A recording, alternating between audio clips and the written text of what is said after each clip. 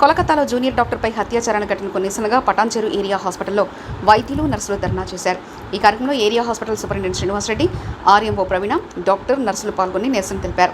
RMO doctor ప్రవీణ మాట్లాడుతూ, కోల్కతాలో junior డాక్టర్లపై జరిగిన అత్యాచారం కేవలం ఒక డాక్టర్పై జరిగింది కాదని, ఓ మహిళపై జరిగిందని యావత్ ప్రపంచం మహిళా సంఘాలు, ప్రభుత్వ, ప్రైవేటు ఉద్యోగాల సంఘాలు అందరూ మద్దతు తెలిపి నిందితుల్ని కఠినంగా శిక్షించాలని, మరోసారి మహిళపై కన్నెత్తి చూడాలంటే భయపడేలా చర్యలు తీసుకోవాలని ఆమె అన్నారు. అత్యాచారణ ఘటన జరిగిందని తెలిపారు.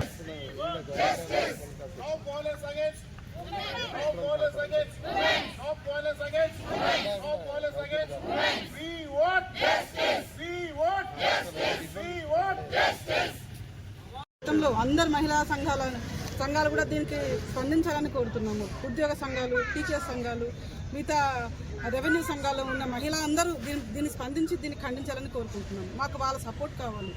ఏ మహిళకు ఇట్లాంటి అన్యాయం ఇంకా ప్రపంచంలో ఇంకెప్పుడు ఎవరు చేసినా చాలా భయపడాలి. వాళ్ళకి కఠినంగా శిక్షించి ఇంకా మహిళ అంటే వాళ్ళ జోలికి వెళ్ళొద్దు అనే భయంకరంగా వాళ్ళ ఆలోచన మార్పు రావాలి.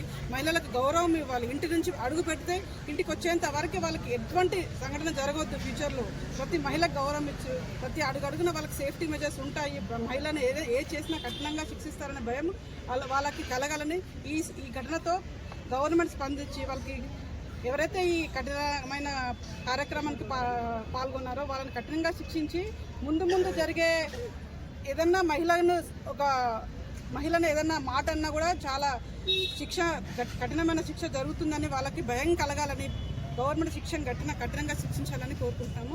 మిగతా సంఘాలు, ఉద్యోగ సంఘాలు, రెవెన్యూ సంఘాలు, టీచర్స్ సంఘాలు అందరూ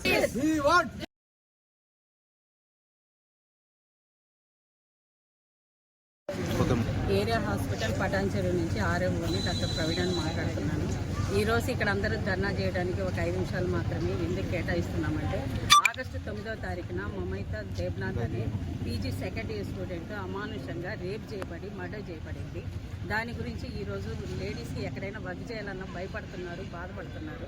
ఆ కన్నా తల్లిదండ్రులు కూడా ఎంతో శోకం మిగులుతుంది. సో ఇది ఇప్పుడు మనం ఒక మహిళగా మనం దీన్ని తీసుకోవాలి కానీ ఒక డాక్టర్కి జరిగింది కాబట్టి డాక్టర్లే పోరాడాలనేది లేదు. మహిళగా అందరి బాధ్యత ఉంది సంఘంలో.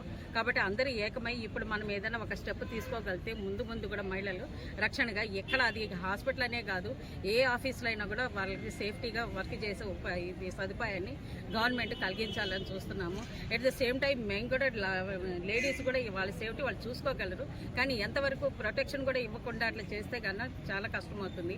అది ఒక గవర్నమెంట్ హాస్పిటల్, అది ఆకే ఘర్ హాస్పిటల్, మెడికల్ కాలేజ్. అంత పెద్ద హాస్పిటల్లోనే సేఫ్టీ లేదంటే ఇంకా చిన్న వాటిల్లో ఏముంటుందని అందరూ భయపడుతున్నారు. కాబట్టి చెప్పండి, ఇమ్మీడియట్గా అంటే ఇది డిలే అయ్యేసరికి అది డినైడ్ అయిపోతుంది కానీ డిజాల్వ్ అయిపోతుంది ప్రాబ్లము. మరి గవర్నమెంట్ అక్కడ కోల్కతా గవర్నమెంట్ ఏమి డెసిషన్ తీసుకుంటుందో మాకు తెలియట్లేదు. ఇది మన నేషనల్ మొత్తం, మన భారతదేశం మొత్తం స్పందించాల్సిన టైం ఇది. కాబట్టి ఇది ఒక మహిళకి జరిగిన అన్యాయంగా భావించి అందరూ ముందుకు రావాలని అందరినీ కోరుకుంటున్నాం.